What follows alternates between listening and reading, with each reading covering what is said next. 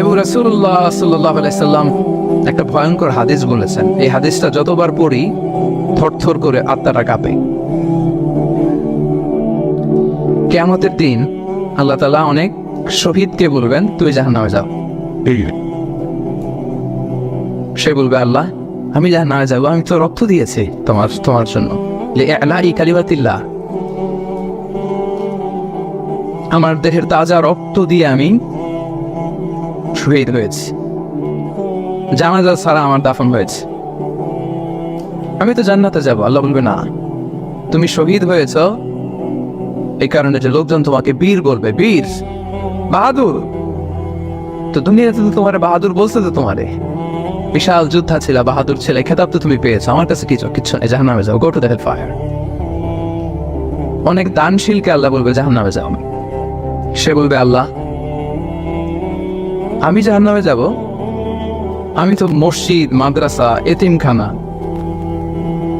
বৃদ্ধাশ্রম এমন কিছু নাই যে বাকি রাখছি, শত শত মসজিদ আমি করেছি, আমি কেন জাহান্নামে যাব? আল্লাহ বলবে, না, তুমি দান করেছিলে এই জন্য যে লোকজন তোমার দানশীল বলবে, দানবীর বলবে, আদেম তাই বলবে, ওটা তো তোমাকে বলা হয়েছে, জাহান্নামে যাও, আমার কাছে কি চাও? Go to the hell fire. সেদিন আল্লাহ তাআলা অনেক আলেমকে ডাকবেন, অনেক দাঈদেরকে ডাকবেন,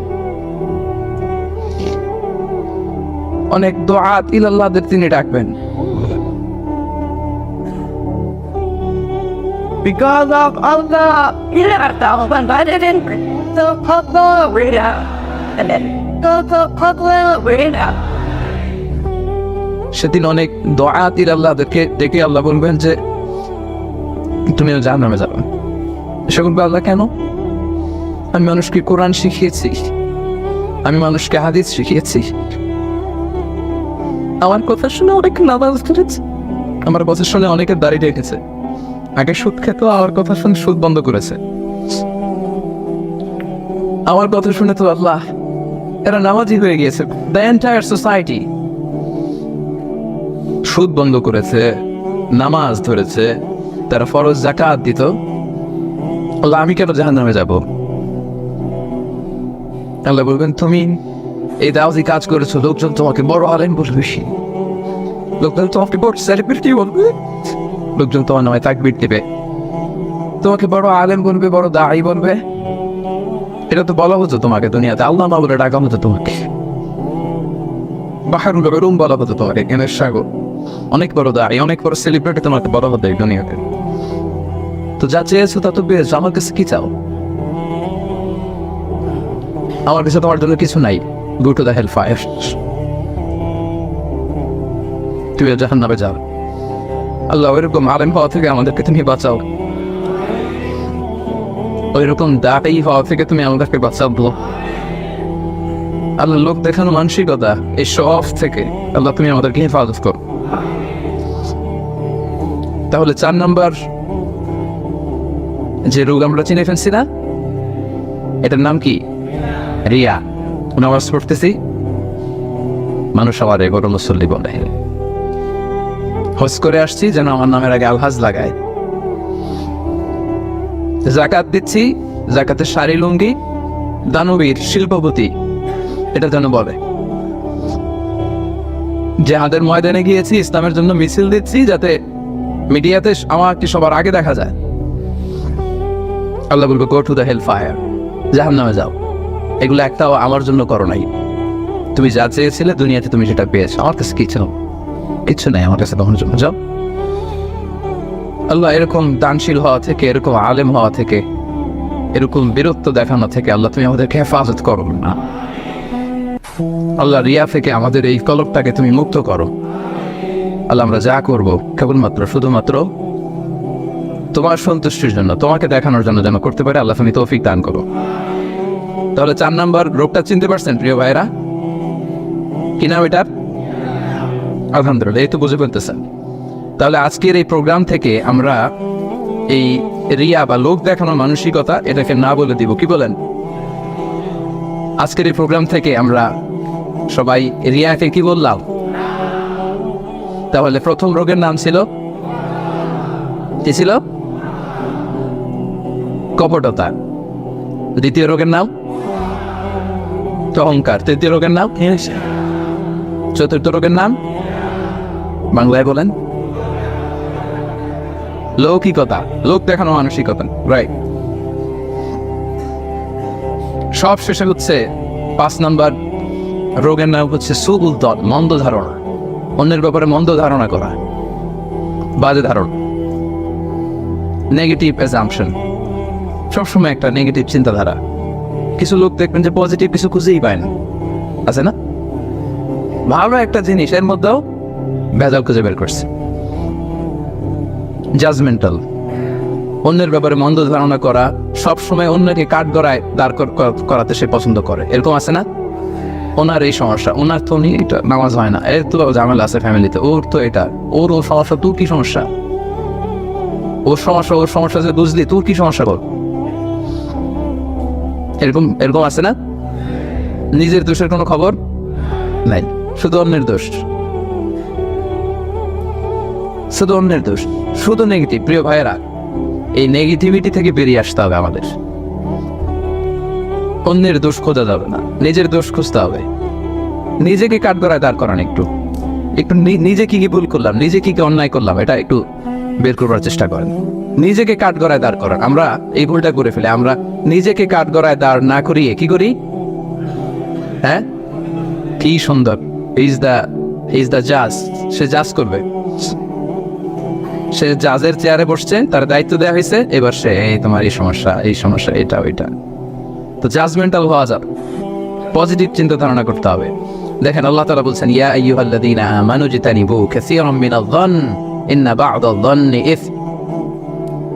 ও হে বিশ্বাসীরা, বেশি বেশি ধারণা করা থেকে বেঁচে থাকো, কেননা ধারণাটা হচ্ছে পাপ। এই যে আপনি বাজে ধারণা করলেন, এটা পাপ। আর রাসূল সাল্লাল্লাহু আলাইহি ওয়াসাল্লাম বললেন, ফাইন্নায-যন্না আকযাবুল হাদীস, এই ধারণা করাটা এটা হচ্ছে মিথ্যা কথা, অধিকাংশ ধারণা এটা মিথ্যা হয়। ফাইন্নায-যন্না লা ইউগনি মিনাল হাক্কি শাইআ, ধারণা কখনো সত্যের বিকল্প হতে পারে না, কখনো বিকল্প হতে পারে না। এই জন্য আপনি বাজে ধারণা করবেন না। ধারণা করতে হলে সুধারণা করেন। ধারণা করতে হলে কি ধারণা করবেন?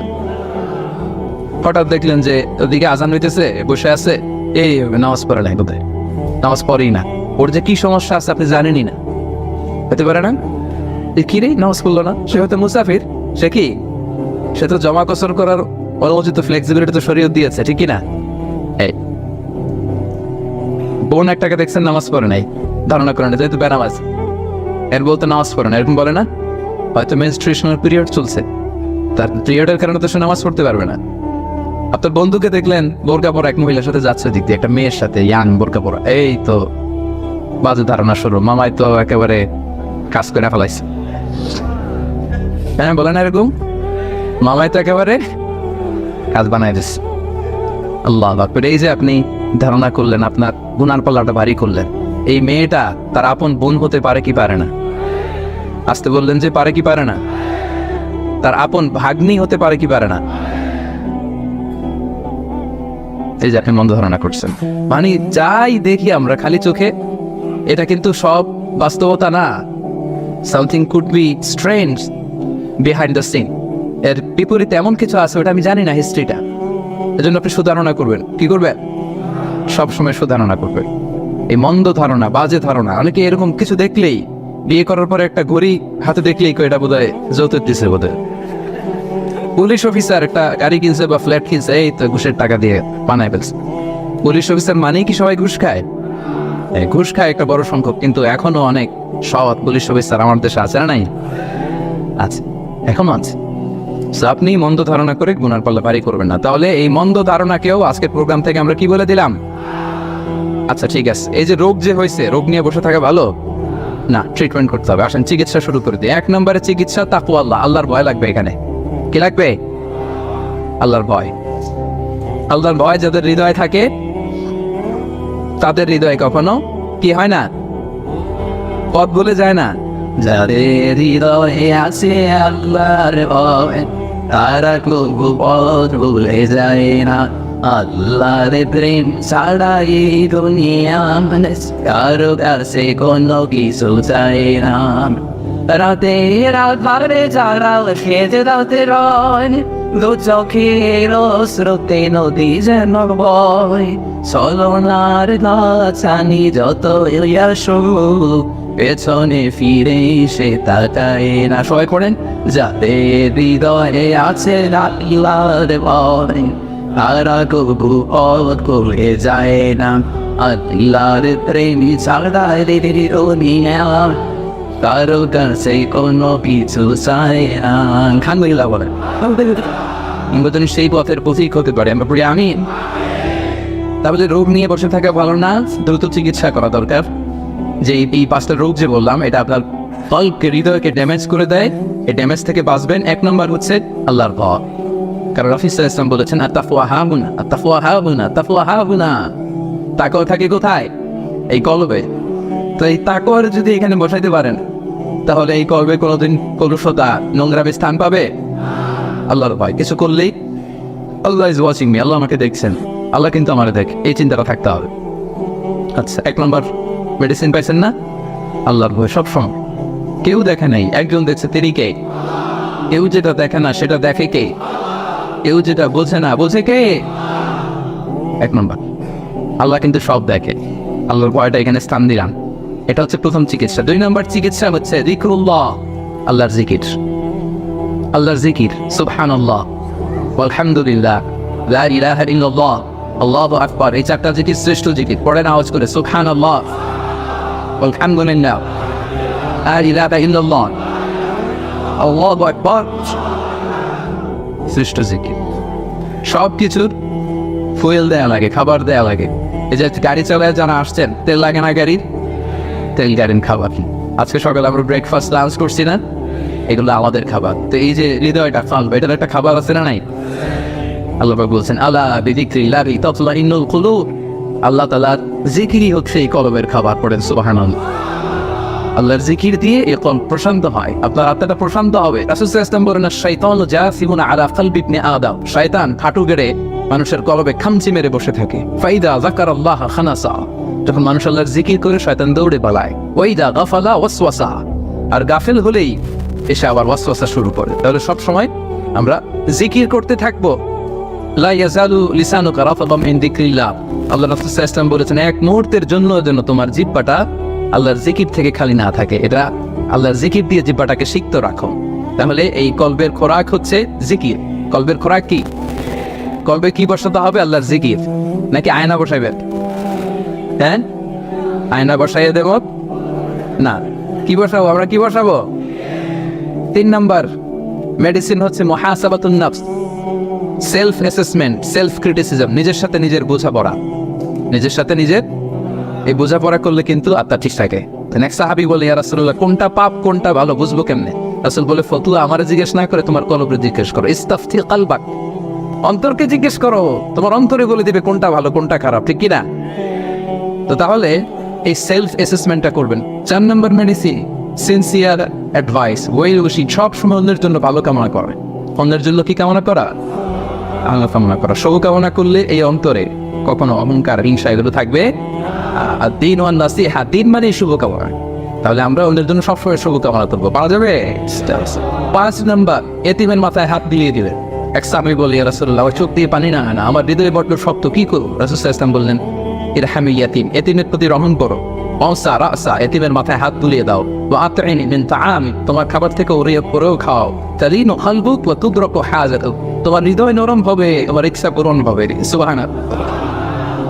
দেখে যাদের কলব শক্ত নরম হয় না, এতিম খাওয়া যাবেন, ওদের সাথে একটু খাবেন, একসাথে লাঞ্চ করলেন, সবাই খাওয়ালেন, লাঞ্চ করলেন, এতিমের মাথায় হাত বুলাই দিয়ে এতিমদের সাথে বসলেই খাইয়ে হৃদয় নরম করে দিয়ে কে? 6 নম্বর তওবা ইস্তিগফার করা। প্রতি মুহূর্তেই পড়া আস্তাগফিরুল্লাহ। কি পড়বেন? রানা আলা কুলুবিহিম মা কানু ইয়াসিবুন। মানুষ যখন পাপ করে রানা আলা কুলুবিহিম, ওর কলবের ভেতরে দাগ পড়ে যায়, মরিচে পড়ে। সূরা তিরমিজিতে এসেছে যে কারা তুকতাতুল সাওদা ফিল কলবি। একটা পাপ করছেন, একটা ব্ল্যাক ডট, আরেকটা পাপ, আরেকটা ব্ল্যাক ডট, আরেকটা পাপ, আরেকটা ব্ল্যাক ডট। পড়তে পড়তে পড়তে এই সুন্দর কলবটা কুচকুচে কালো হয়েছে। এরপরে ভালো জিনিস বড় হয় না, সত্য মানতে মন চায়। তো এই পাপ করার পরে যখনই সম্বিত ফিরে পাবেন, যখনই আপনি আল্লাহর কাছে ফিরে আসবে, আপনি বলবেন আস্তাগফিরুল্লাহ। কি বলবেন? একবার আস্তে তুললে একটা ডট উঠে যাবে, আরেকবার আস্তে তুললে একটা ডট উঠে যাবে। করতে করতে পুরো হৃদয়টা পরিচ্ছন্ন হয়ে যায়। তাহলে ভুল করলে আমরা ফিরে যাবো কার কাছে? আর কি বলবো? শেষ কথা বলি, সর্বশেষ মাধ্যম হচ্ছে দোয়া কর। সব কিছুর কারিশমা যেখানে শেষ, দোয়ার কারিশমা ঠিক সেখান থেকে শুরু। একটা দোয়া আছে করোনার দোয়া, রব্বানা লা তুযিগ কুলুবানা বা'দা ইয হাদাইতানা ওয়া হাব লানা মিন লাদুনকা রাহমা ইন্নাকা আনতাল ওয়াহ্হাব। আমাদের রব, আমাদেরকে হেদায়েত দেওয়ার পরে আমাদের কলবটা আল্লাহ আপনি বক্র করে দিয়েন, বক্রতার অনুদামে আপনি বানিয়েন না, আল্লাহ হেদায়েতের উপরে আমাদের কলব রাখেন। এই দোয়াটা আমার বুঝতে আছে না? এটা করবেন। আম্মা জান উম্মে সালামা আমাদের আম্মা জান, ওনাকে সাহাবী যে বলে রাসূলুল্লাহ, হে আম্মা জান, আল্লাহ রাসূল সাল্লাল্লাহু আলাইহি ওয়াসাল্লাম যখন আপনার বাসায় থাকতো কোন দোয়াটা সবচেয়ে বেশি পড়তো? আমাদের একটু বলেন, একটু বলেন না কোন দোয়াটা বেশি পড়তো? তিনি বললেন আমার ঘরে রাসূলুল্লাহ সাল্লাল্লাহু আলাইহি ওয়াসাল্লাম যখন থাকতেন তিনি সবচেয়ে বেশি এই দোয়াটা পড়তেন, ইয়া মুকাল্লিবাল কুলুব সাব্বিত কলবি আলা দীনিক। অর্থাৎ এই অন্তরের পরিবর্তনকারী আমার অন্তরটাকে দ্বীনের উপরে আপনি সাবিত রাখেন, দ্বীনের উপরে আপনি সাবিত রাখেন। এই অন্তরের পরিবর্তনকারী সাব্বিত কলবি আলা দীনিক, আমার কলবটা আপনার দ্বীনের সাথে, ইসলামের সাথে আপনি লাগিয়ে রাখেন। আওয়াজ করে পড়েন আমিন। উম্মে সালামা রাদিয়াল্লাহু তাআলা ঘরে যখন রাসূল সাল্লাল্লাহু আলাইহি ওয়াসাল্লাম থাকতেন এই দোয়াটা সবচেয়ে বেশি পড়তেন। আমার সাথে সাথে আওয়াজ করে বলেন, ইয়া মুকাল্লিবাল কুলুব সাব্বিত কলবি আলা দীনিক, ইয়া মুকাল্লিবাল কুলুব সাব্বিত কলবি আলা দীনিক। এই অন্তরের পরিবর্তনকারী আমার অন্তরটাকে আপনার দ্বীনের উপর অটল রাখুন। আওয়াজ করে পড়েন আমিন। এই 5টা গুণ যার মধ্যে থাকে তার কোনো বিপদ নেই। হে নবী, আমি আপনার বলতে পারি আল্লাহ আপনাকে অপদস্থ করবেন। তাহলে 5টার মধ্যে একটা হচ্ছে তাফসিরি আদ-দাইফ, আপনি মেহমানদারি করেন। রাসূল সাল্লাল্লাহু আলাইহি ওয়াসাল্লাম অনেক বেশি মেহমানদারি করতেন, সব নবীদের এটা বৈশিষ্ট্য ছিল, তারা আপ্যায়ন করতেন, এই হসপিটালিটি এন্টারটেইন করতে পছন্দ করতেন মানুষকে। তাহলে 2 নম্বর রাসূল সাল্লাল্লাহু আলাইহি ওয়াসাল্লামের দফা কি ছিল? খাবার খাওয়াও, খাদ্য সংকট দূর করে দাও, অসহায় প্রতিবেশী অসহায় মানুষদের মুখে খাবার খাওয়াও। প্রিয় ভাইরা, সহিহ মুসলিমের একটা হাদিসে এসেছে যে আল্লাহ তাআলা কিয়ামতের ময়দানে বনি আদমকে ডেকে কি বলবেন? দেখেন খুব মজার হাদিস। তিনি বনি আদমকে বলবেন, ইয়া ইবনা আদম ইসতাতআমতুকা ফালাম তুতঈমনি, এই বনি আদম, আমি তো তোমার কাছে খাবার চেয়েছিলাম, তুমি তো আমার খাবার খাওয়াইলা না। কিয়ামতের ময়দানে স্বয়ং আল্লাহ তাআলা বলবে, এই বনি আদম, আমি তোমার কাছে খাবার চেয়েছিলাম, তুমি তো আমার খাবার দিলা না। এই কথা শুনলে খুশ থাকবে মানুষের? মানুষ বলবে তখন, ইয়া রাব্বি কাইফা উতঈমু, হে আল্লাহ আমি আপনার কিভাবে খাওয়াবো? ওয়া আনতা রাব্বুল আলামিন, আপনি তো রব্বুল আলামিন, আপনারা আবার খাবার খাওয়াবো কিভাবে? আল্লাহ তাআলা বলবেন, আমা আলিমতা আন্নাহু ইসতাতআমাকা আবদি ফুলান ফালাম তুতঈমহু, ওই যে অমুক ক্ষুধার্ত লোকটা তোমার কাছে খাবার চাইছিল তারে তো খাবার দাও নাই। আমার ক্ষুধার্ত বান্দা তোমার দুয়ারে গিয়ে খাবার চেয়েছিল, তাকে তো খাবার দেওয়া নাই। সেদিন তাকে খাবার দিলে আমি আল্লাহকে খাবার দেওয়া হতো। সুবহানাল্লাহ। আল্লাহ বলবে, তুমি তো আমার খাওয়াইলা না। বান্দা বলবে, আল্লাহ আপনি কখন খাবার চাইলেন আমার কাছে? আপনি খাবার চাইলে তো আমি গোটা দুনিয়ার সব খাবার আপনার কাছে হাজির করতাম। আল্লাহ বলবে, ওই যে ক্ষুধার্ত চাইছিল ওইটাই আমি, ক্ষুধার্ত যে তোমার কাছে খাবার চাইছিল তাকে দিলে আমি আল্লাহরে দেওয়া হতো। সম্মানিত সুধী, আমরা যেন ক্ষুধার্তের মুখে খাবার তুলে দেই, আমরা যেন খাদ্য সংকটের কারণ না হয়, খাদ্য সংকট দূর করার যেন আমরা অগ্রসেনানী ভূমিকা পালন করি। আমরা যেন খাবার পৌঁছে দেই মানুষের হাতে নাতে, ঘরে ঘরে। এবং বিশেষ করে এই রমাদানে ফুড শেয়ারিং, এটা অনেক সওয়াবের কাজ, অন্যকে খাবার খাওয়ানো। রাসূল সাল্লাল্লাহু আলাইহি ওয়াসাল্লাম বলেছেন, এই রমাদানে কেউ যদি অন্যকে ইফতার করায়, সে ব্যক্তি রোজা রেখে যেই সওয়াব, ইফতার করানোর কারণে তার আমলনামায় একই সওয়াব। তো সাহাবারা বললেন, কুল্লা ইয়া রাসূলুল্লাহ লাইসা কুল্লুনা ইয়াজিদু মা নুফাত্তিরু বিহি সাইম, আমাদের তো এত সামর্থ্য নাই, আমরা তো গরিব মানুষ, আমরা এত ইফতারি খাবার কিভাবে খাওয়াবো? রাসূল সাল্লাল্লাহু আলাইহি ওয়াসাল্লাম তাদেরকে বললেন যে আলা মাজজাতি লাবান, এক ভোগ দুধ দিয়েও যদি ইফতারি করাও, আও তামরা অথবা একটা খেজুর দিয়েও যদি করাও, আও শরবতি মিম্মা অথবা এক ঢোক পানি দিয়েও যদি করাও, আল্লাহ তাআলা ওই সওয়াব তোমার আমলনামায় দিয়ে দিবে। এক ঢোক পানি দিয়ে যদি আপনি কারো রোজাটা ভাঙ্গার, সারাদিন রোজা রেখে যে সওয়াব, আপনার আমলনামায়ও সেই সওয়াব। রোজাদারের সওয়াব মোটেও কমবে না, কিন্তু তার সওয়াব আপনার আমলনামায় যাবে।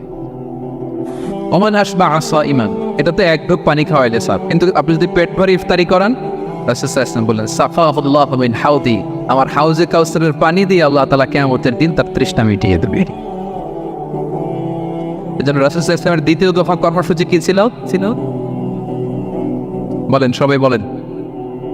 অন্যকে খাবার খাওয়ানো, ফুড শেয়ার করা, আমরা যেন অন্যকে খাওয়াই, এর চেয়ে ভালো কাজ হইতে পারে না। তো এর প্রথম রাসূল সাল্লাল্লাহু আলাইহি ওয়াসাল্লাম এসে শান্তির পয়গাম শোনালেন। এরপরে রাসূল সাল্লাল্লাহু আলাইহি ওয়াসাল্লাম খাবার খাওয়াতে বললেন। 3 নম্বরে যেন কি বলছিলেন রাসূল সাল্লাল্লাহু আলাইহি ওয়াসাল্লাম? আত্মীয়তার সম্পর্ককে মজবুত করো, বজায় রাখো, আত্মীয়তার সম্পর্ক নষ্ট করো না। এটাতে কিন্তু আমাদের অনেক গাফলতি আছে।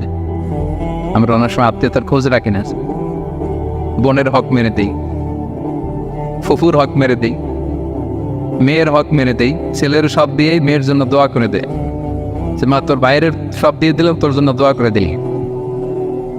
দেখছেন মেয়ের জন্য কি করে দোয়া, ছেলের সব তো ছেলের দোয়া লাগবে না? হ্যাঁ, দোয়া তো আপনি সবার জন্য করবেন, কারো অধিকার যেন আমরা নষ্ট না করি। আল্লাহ সব মাফ করে, অন্যের অধিকার নষ্ট হলে, কারো রাইটস ভায়োলেট হলে সেটা আল্লাহ মাফ করবেন না, খবরদার এটা যেন আমরা কখনো না। ওয়াত্তাকুল্লাহ আল্লাযী তাসাআলুনা বিহি ওয়াল আরহাম, সূরা নিসা আল্লাহ তাআলা বলছেন আল্লাহরেও ভয় করো আর আত্মীয়তার সম্পর্ক ছিন্ন হওয়াকে ভয় করো, খবরদার। ফুফু বোনের সম্পর্ক এর যে দূরের কথা, অনেকে মা বাবার সাথে এই সম্পর্ক রাখে না, এরকম কপাল পড়াও আছে না নেই? দেখবেন যে এদিকে দাগ ফেলাই দিচ্ছে নামাজ পড়তে উঠতে, মায়ের খোঁজ রাখে নাই। আচ্ছা, মায়ের সাথে কিছু একটা হয়েছে, মায়ের খোঁজ না রেখে উনি দাগ ফেলাইতেছে কপালে, আর মক্কায় যে জান্নাত খোঁজ, যে জান্নাত মায়ের পায়ের নিচে আল্লাহ ফেলে রাখছে।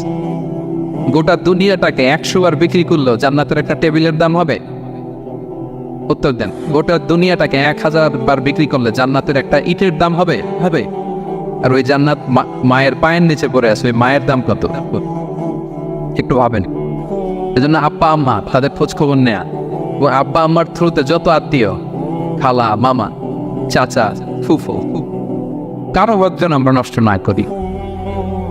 সম্মানিত ভাই এবং বোনেরা, কারো হক যদি নষ্ট করেন, আপনার এই যে কালো দাগ ফেলছেন, যে কোনো কাজে আসবে না। হজ যতগুলো করছেন, ওমরা করছেন, কোনো কাজে আসবে না যদি কারো হক নষ্ট করেন। ভয়ঙ্কর, এটা বড্ড ভয়ঙ্কর। আমরা আত্মীয়ের সম্পর্ক যেন রক্ষা করি, আবার কারো হক যেন নষ্ট না করি। এবং সেই বুখারীতে রাসূল সাল্লাল্লাহু আলাইহি ওয়াসাল্লাম বলেছেন, মান কানা ইউমিনু বিল্লাহি ওয়াল ইয়াউমিল আখির ফালইয়াসিল রাহিমা, যে আল্লাহয় বিশ্বাস করে এবং আখিরাতে বিশ্বাস করে সেজন্য আত্মীয়তার বন্ধনকে অটুট রাখে। এই বন্ধনকে কেউ যেন নষ্ট না করে। আম্মা জান আয়েশা বলেন, আত্মীয়তা এটাকে আল্লাহ একটা রূপ দিয়েছেন, এটা আরশের সাথে লেগে আছে, এবং সেখান থেকে সে বলতে থাকে মান ওয়াসালানি ওয়াসালাহুল্লাহ, আমার আত্মীয়তার বন্ধন যে মিলায় রাখে, আল্লাহ তার নিজের সাথে মিলায় রাখে। আমান কাতাআনি কাতাআহুল্লাহ, যে আমারে ছিন্ন বিচ্ছিন্ন করে, আল্লাহ তার কাছ থেকে ওই বান্দাকে ছিন্ন বিচ্ছিন্ন করে দেয়। এজন্য আল্লাহর সাথে সম্পর্ক বাড়াতে চাইলে আত্মীয়তার সম্পর্ককে মজবুত করতে হবে। রাসূল সাল্লাল্লাহু আলাইহি ওয়াসাল্লাম সব সময় তার আত্মীয়দের খোঁজ খবর রাখতেন, সব সময় আত্মীয়দের জন্য উপহার পাঠাতেন। এবং রাসূল সাল্লাল্লাহু আলাইহি ওয়াসাল্লাম খুব গভীর একটা ওয়ার্নিং দিয়েছেন, তিনি বলেছেন লা ইয়াদখুলুল জান্নাতা ফাতিআ, আত্মীয়তার সম্পর্ক যে ছিন্ন করে সে কখনো আল্লাহর জান্নাতে প্রবেশ করার এন্ট্রি পাবে না, প্রবেশই করতে পারবে না।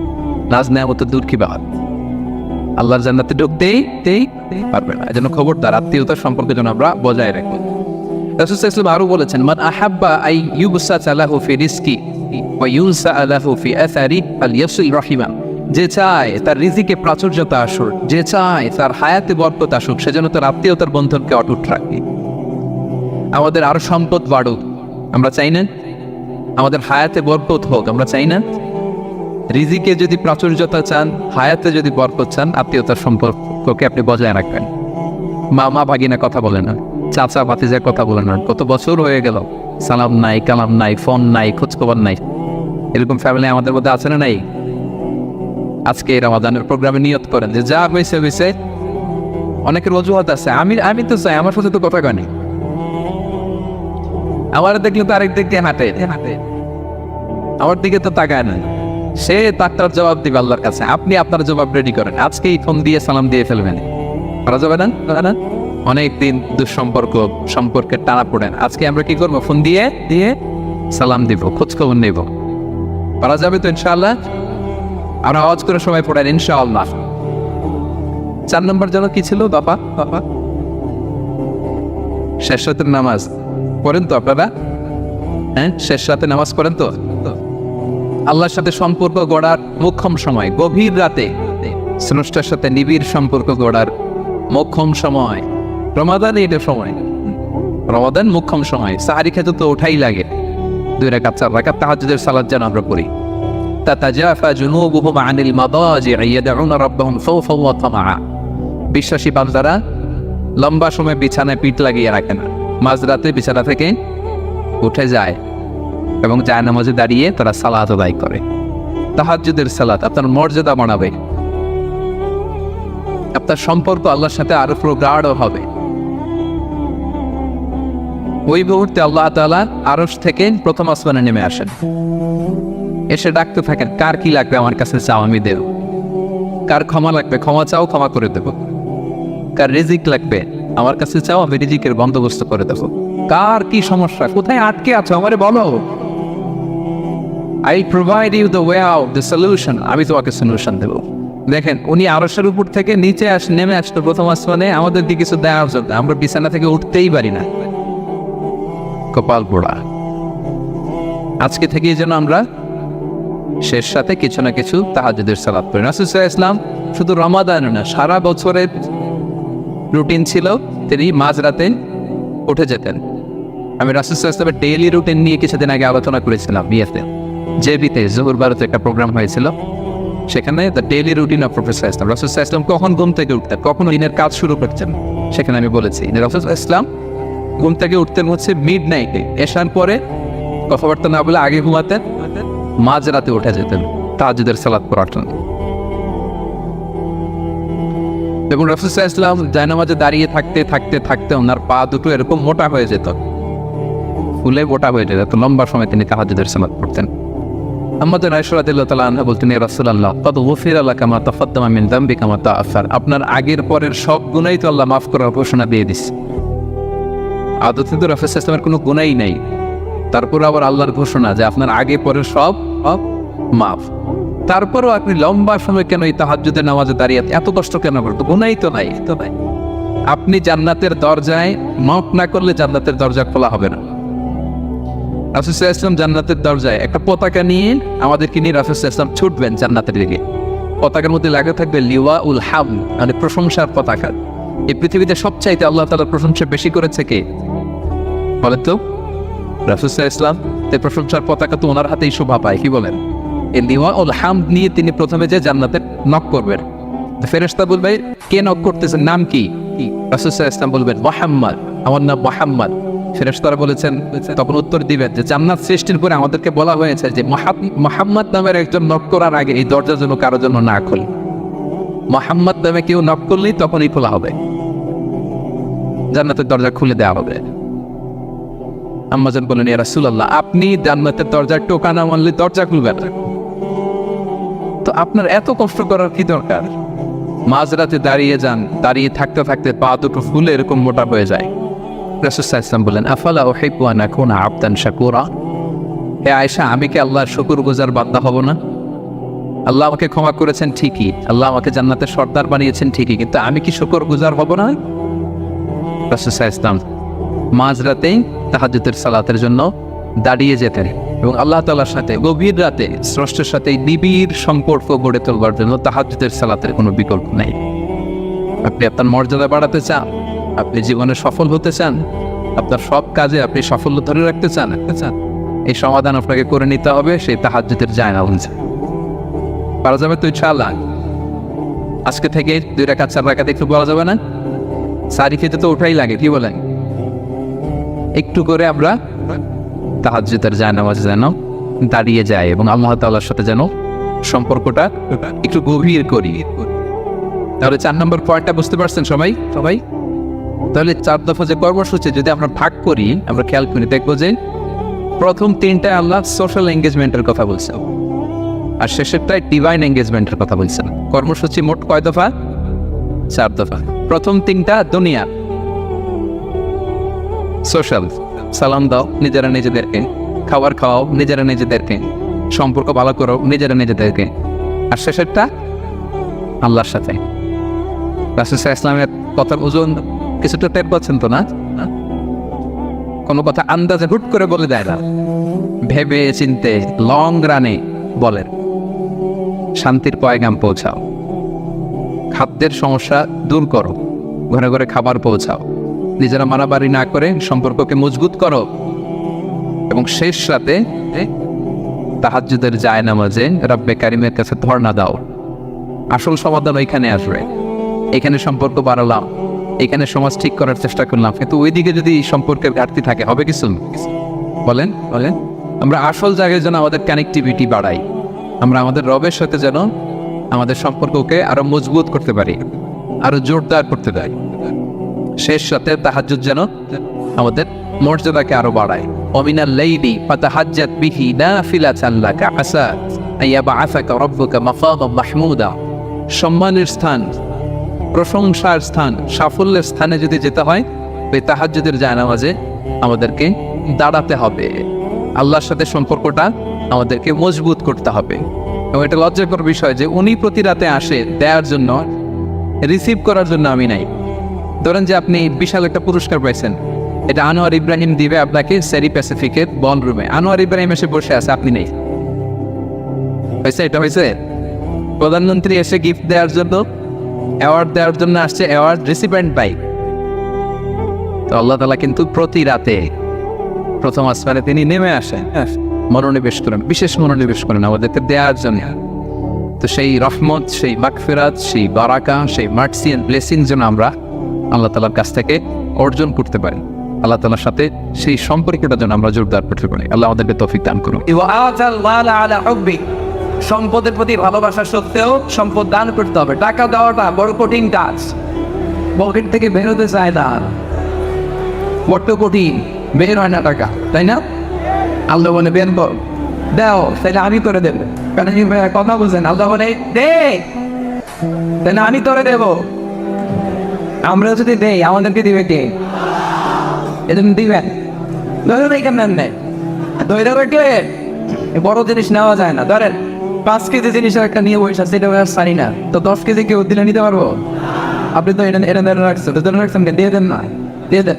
এটা দিলে 10 কেজি একটা পাবেন, ওটাও ধরে রেখেন আবার দিয়ে দেন, তো বলবেন কেজি একটা পাবেন। আল্লাহ বলে দে, আমি দেবো। আল্লাহ কি বলেন? দে, আদম সাদ আনফিক উনফিক আলাই, তুমি দান করো, আমি তোমার দান করবো। সুবহানাল্লাহ পড়ে। এই জন্য দান করতে হবে বেশি বেশি। তাদেরকে দিব দাবি ও করবা, নিকট আত্মীয়দেরকে প্রথমে দিবেন। নিকট আত্মীয়দের মধ্যে যদি কেউ গরিব থাকে দিবেন, খোঁজ খবর নেবেন। তার নেমে মিসকিনদেরকে দিলে 1 সওয়াব, আত্মীয় গরিবদের দিলে 2 সওয়াব। এক হচ্ছে দান করার সওয়াব, 2 হচ্ছে আত্মীয়তার বন্ধন যে আপনি অটুট রেখেছেন ওইটার সওয়াব। সুবহানাল্লাহ পড়েন। ইন্না সাদাকাতা আলাল মিসকিনি সাদাকা ওয়া আলা যির রাহিমি ইযলাজান সাদাকাতুন ওয়াসিলা। গরিবদের দিলে 1 সওয়াব, আত্মীয়রা দিলে 2 সওয়াব। গরিবদের দিলে শুধু দানের সওয়াব, আত্মীয়কে দিলে দানেরও সওয়াব, আবার আত্মীয়তার বন্ধন অটুট রাখার সওয়াব। আওয়াজ করে পড়েন সুবহানাল্লাহ। 2 নম্বরে বল ইয়াতামা, এতিমদেরকে দিবেন। বাপ নাই, মা নাই, এরকম মাসুম বাচ্চা আছে না নেই? এদেরকে দিবেন। বিশ্বনবী কি বলেন দেখেন, আমার আঙ্গুলের দিকে একটু তাকান, এই আঙ্গুলের দিকে দেখতেছেন? আপনাদের আঙ্গুল, আমার আঙ্গুলের দিকে তাকান। বিশ্বনবী এইভাবে সাহাবীদেরকে আঙ্গুল দেখায় বললেন, আনা ওয়া কাফিলুল ইয়াতীমি ফিল জান্নাতি কাহাতাইন। আই রিপিট, কেন ভাই আমি আবারও বলছি, তিনি 2 আঙ্গুল দেখায় বললেন, আনা ওয়া কাফিলুল জান্নাতি ওয়া কাফিলুল ইয়াতীমি ফি জান্নাতি হাতাইন, অর্থাৎ আমি আর এতিমের রক্ষণাবেক্ষণকারী জান্নাতে এইভাবে একসাথে থাকবে। এই আঙ্গুল থেকে এই আঙ্গুলের তো দূরত্ব অনেক, প্রায় 1 কিলোমিটার হবে না? হ্যাঁ, কতটুকু দূরত্ব করবে? এতিমের দেখাশোনা যারা করবে, বিশ্বনবী তাদের ঠিক এইভাবে কাছে থাকতেন। চিন্তা করতেন, পড়েন সুবহানাল্লাহ। এক সাহাবী এসে বলেন, নবী আমার চোখ দিয়ে পানি নামে না, অন্তর নরম হয় না, আমার অন্তরটা বড় শক্ত, আমি কি করবো আপনি আমারে বলে দেন। বিশ্বনবী বললেন, ইরহামি ইয়াতীম, ইয়াতীমকে দয়া করো। ওয়ামসা রাসাহু, এতিমের মাথায় একটু হাত বুলিয়ে দাও। ওয়া আতঈম মিন তাআমিক, তোমার খাবার থেকে এতিমের সাথে খাবার শেয়ার করো। তালিন করিব, তোমার অন্তর নরম হবে, তিত্রি খাজা থাক, তোমার আশাও পূরণ হবে। পড়েন সুবহানাল্লাহ। এতিমের মাথায় হাত বুলাই দেন, এতিমখানে যায় ওদেরকে তো খাওয়াবেন, ওদের সাথে মোটে একটু খায়েন। বিশ্বনবী বললেন, তাহলে তোমার অন্তর নরম হবে, তোমার আশা পূরণ হবে। সুবহানাল্লাহ পড়েন। আর কাকে দিবেন? মিসকিনকে দিবেন। ওয়াবনাস সাবিল, পথিকদেরকে দিবেন, ওয়াসাইলিন ফরিয়াদিদেরকে দিবেন, ইন জেনারেল। এবার আল্লাহ বলছে ইন জেনারেল, যে চাই দিবা, যে চাই দিবা। বিশ্বনবীর কাছে চাইলে না দিব না, এটা বিশ্বনবী বলতে পারতেন? শুনতেছেন কথা? একবার বিশ্বনবীর একটাও জামা, কয়টা জামা? একজন এসে বললে ইয়া রাসূলুল্লাহ আ'তিনি কামিসান, আপনি আমার একটা জামা দেন। বিশ্বনবীর গায়ে জামা কয়টা? দেখুন বাসায় বসে আছে, সাহাবারা আসতেছে, বেরোতে পারে না, কারণ জামা নাই তো। এবার আল্লাহ আয়াত নাযিল করলেন, ওয়াল্লাযীনা ইযা আনফাকু লাম ইউসরিফু ওয়া লাম ইয়াকতুরু ওয়া কানা বাইনা যালিকা কাওয়ামা।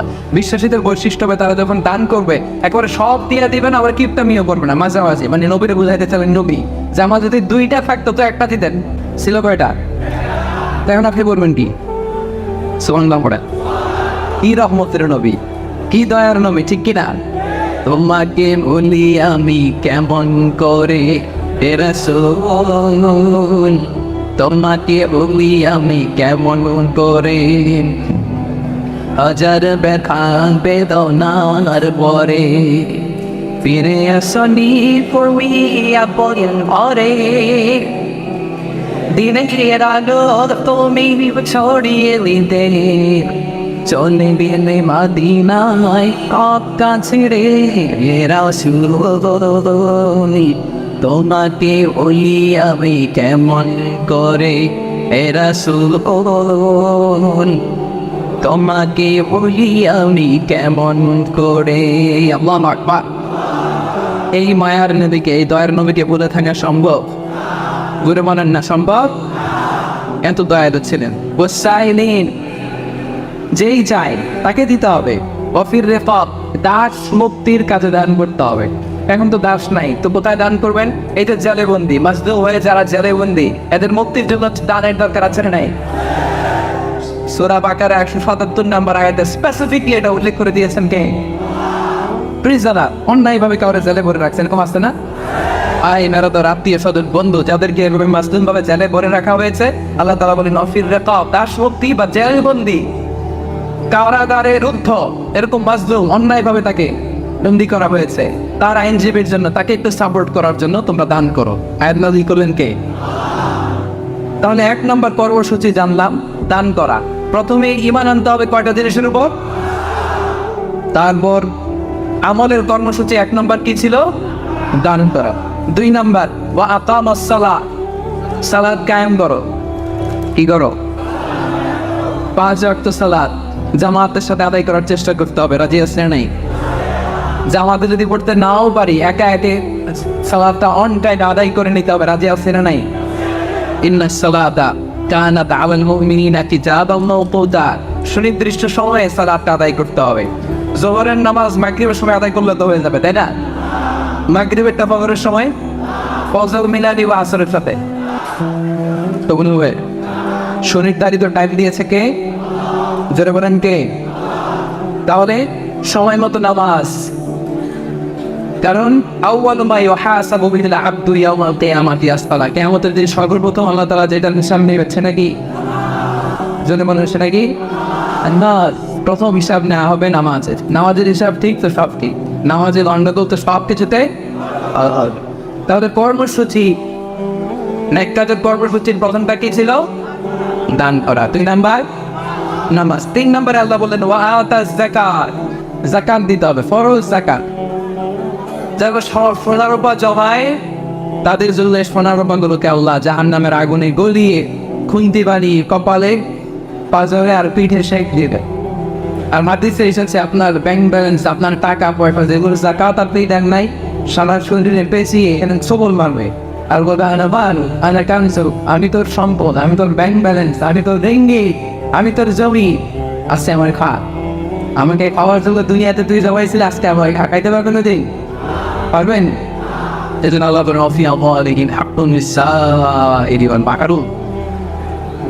গরিবদের সম্পদে গরিবদের অধিকার আছে, আপনার দয়া নয়। আমি যে বছর শেষে যাকাত দিলাম, আমি তো গরিবদের দয়া করলাম, তাই না? কি করলাম? অধিকার, রাইট। এটা তো অধিকার আপনার দিতেই হবে। তাহলে খেয়াল করে, এদের দাদু যারা আছেন, দাদু, আমি তো চিনি না দাদু কয়জন আছে এখানে।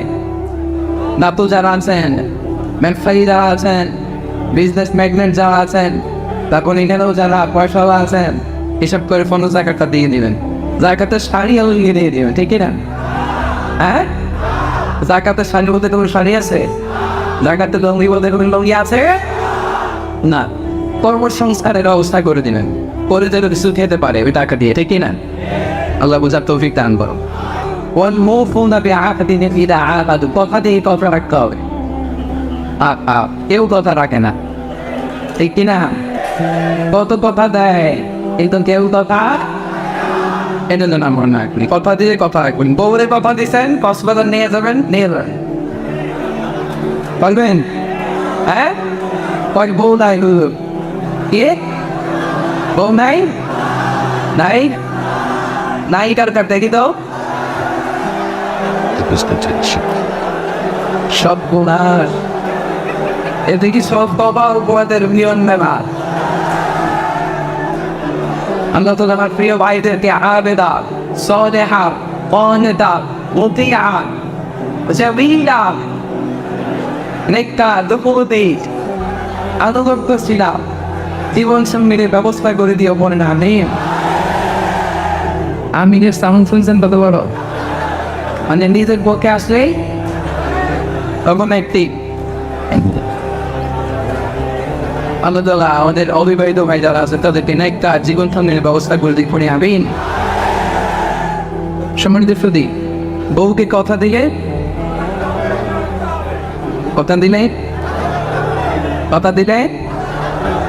সন্তানকে কথা দিলে কথা রাখতে হবে। বন্ধুকে কথা দিলে আল্লাহ বলে ওয়াউফু বিল আহদি ইন্নাল আহদা কানা মাসকুলা, ইয়ানি ওয়াদা, তুমি যদি কাউরে ওয়াদ দাও, প্রমিস দাও, প্রমিস রাখতে হবে। এটা মুমিনের বৈশিষ্ট্য, ঠিক কি না? ওয়াল্লাযীনা হুম লিআমানাতিহিম ওয়া আহদিহিম রাউন, বিশ্বাসীরা আমানতেরও খেয়ানত করে না, কথা দিল কথার ব্যত্যয় ওটা বলতে করে। নবীদের মধ্যে নবী ইসমাঈল আলাইহিস সালাম, তিনি ওয়াদা দিলে ওয়াদা রাখতেন। কথা শুনতেছেন তো আপনারা?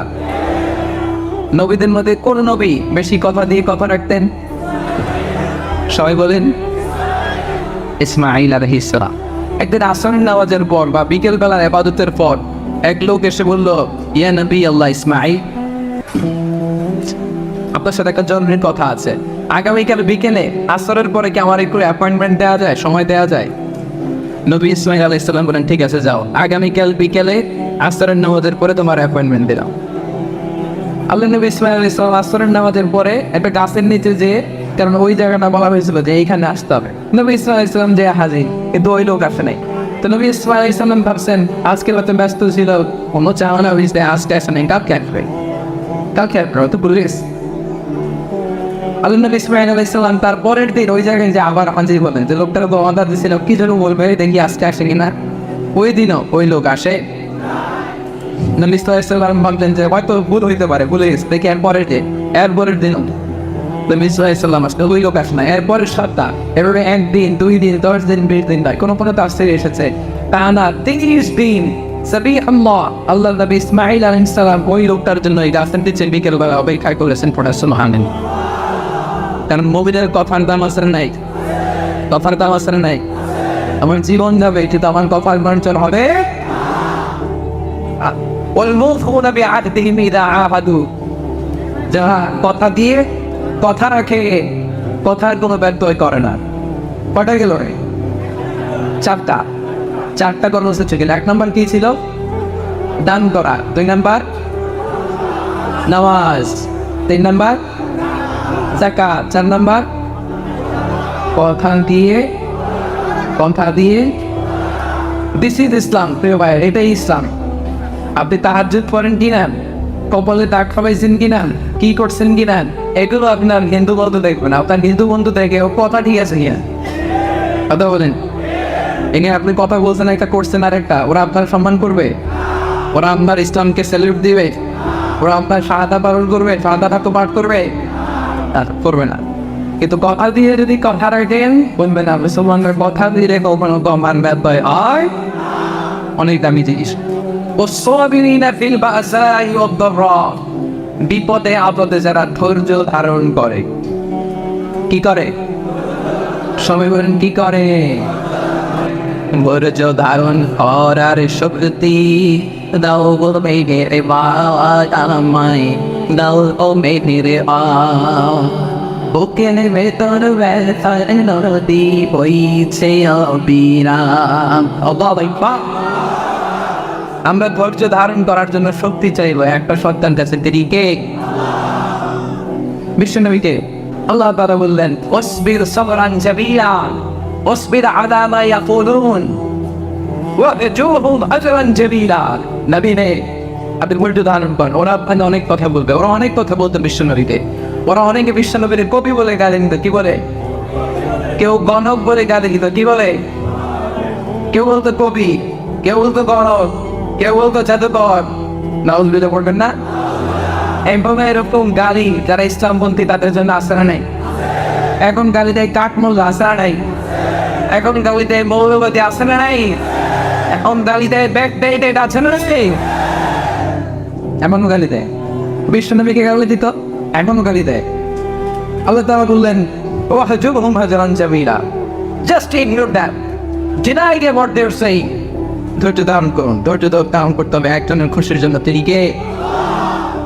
বিষ্ণু ইসলাম বলেন আজবান লি আমরিল মুমিন, আজবান লি আমরিল মুমিন, মুমিনের বিষয়টা খুবই মজাদার, আশ্চর্যজনক।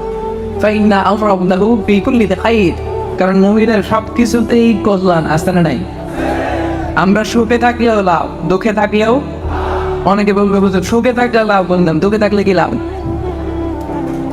হ্যাঁ, দুঃখে থাকে ধৈর্য ধারণের সওয়াব পাওয়া যায়। দেখেন বিষ্ণু ইসলাম বলেন ফাইন আসাবাহু সাবরা, মুমিন যখন সুখে থাকে শাকারা, সে শুকরিয়া করলে তো সওয়াব নাই না?